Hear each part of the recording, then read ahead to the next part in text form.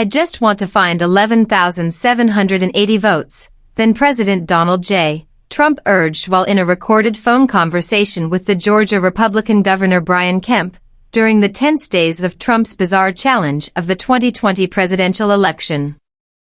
Oozing mid-20th century Gambino crime family energy, the 45th president effectively incriminated himself in a half-baked scheme to swing the Georgia elections away from the Democrats after the votes had been counted.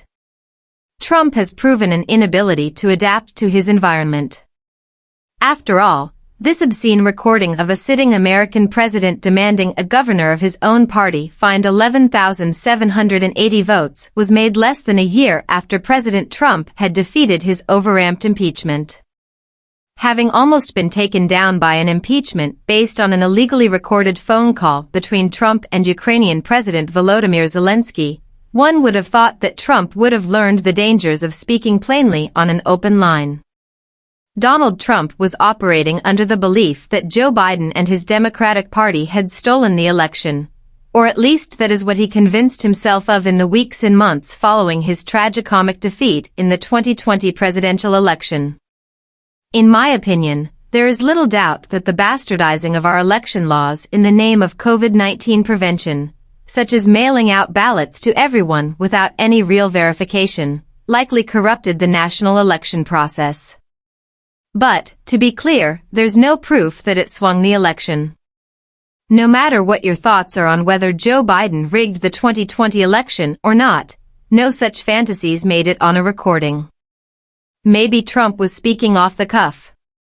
Sadly, though, such loose talk during what was then a contentious and ongoing legal and political challenge to the 2020 election opens the former president up to serious legal charges, which he is now suffering through. Move over Macbeth for Donald Trump equals they say that the presidency brings out a man's true character. Those of us on the right, myself included, convinced ourselves that the 2016 election was so critical that it didn't really matter whether Trump had character or not. He did not, and given that he was up against the Bush dynasty and the Clinton cabal, it did not matter then. What mattered was that we nominated the most electable candidate. Trump was obviously the most electable candidate that year. 2016 was the year that we stopped the proverbial plane from crashing into the ground below because Trump overcame the staggeringly corrupt Clinton machine. Trump stormed the cockpit of the national plane to save it from the madmen and women flying it into the ground. But once Trump wrested control of the national plane from Hillary Clinton and her band of globalists, it turned out that Trump was a poor pilot, with no experienced co-pilot, no ground control operators to bring him home safely, and no flight crew to keep the plane running in its crisis. The plane went vertical once Trump took the controls, soaring high for a moment, giving everyone a false sense of hope, only to juke hard to the left, and then stall yet again. Once in power, Trump's character deficiencies and lack of governing experience, coupled with the ingeniousness of his deep state enemies in Washington, D.C., became insurmountable for the 45th president.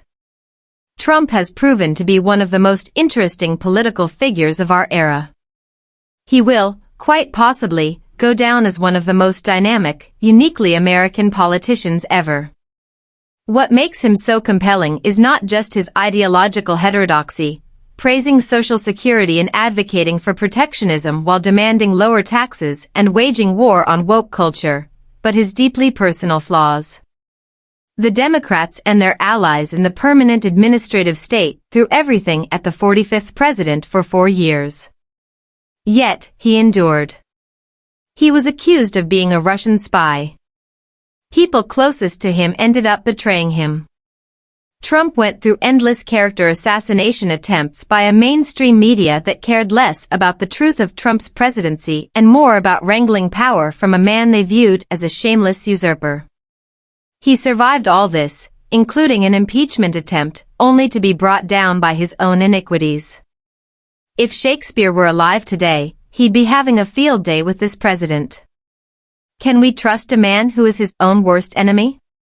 Today, Donald Trump rages against an establishment whose only weapon they have against him is his own actions and words. Nothing they've concocted has stuck to Teflon Don. It was Trump's inability to control his lust that brought about his first indictment at the hands of Democratic Party hack, District Attorney Alvin Bragg of Manhattan.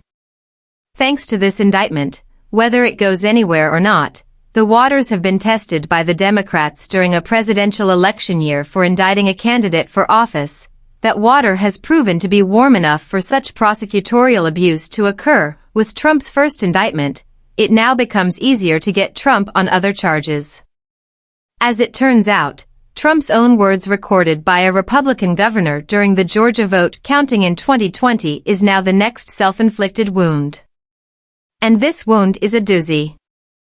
In fact, the Alvin Bragg indictment is a nothing burger compared to the legal trouble that Trump will find himself in once indicted in Georgia, as it appears that that is going to happen soon. All because Donald Trump couldn't leave well enough alone in 2020. Trump is not the first presidential candidate to have had his election stolen, if you believe that line of thinking, or at least corrupted. Richard Nixon infamously suffered an electoral defeat at the hands of John F. Kennedy and the Democratic Party in 1960, partly because of JFK's family connections with Chicago mobsters and JFK's vice presidential pick, Lyndon B.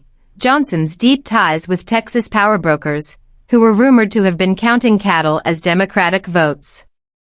Some of Nixon's advisors urged him to contest the election. Nixon refused.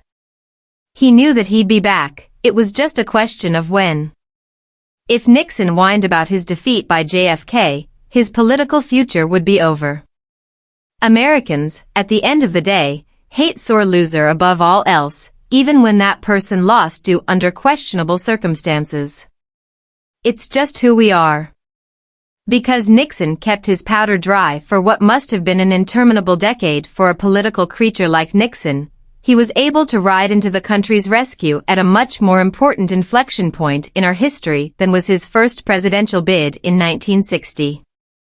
Many have argued that Nixon quite literally saved this country from the brink of disaster in the 1970s, yes, while miring the nation in a senseless political scandal known as Watergate, though that was nothing compared to the disaster that would have been visited upon the country under the Democrats at that time. All Trump had to do in 2020 was bite his tongue and assure his voters he'd be back, spending the next 4 years building his war machine. Everyone fundamentally knew that Biden would muck things up, and, boy, has he ever.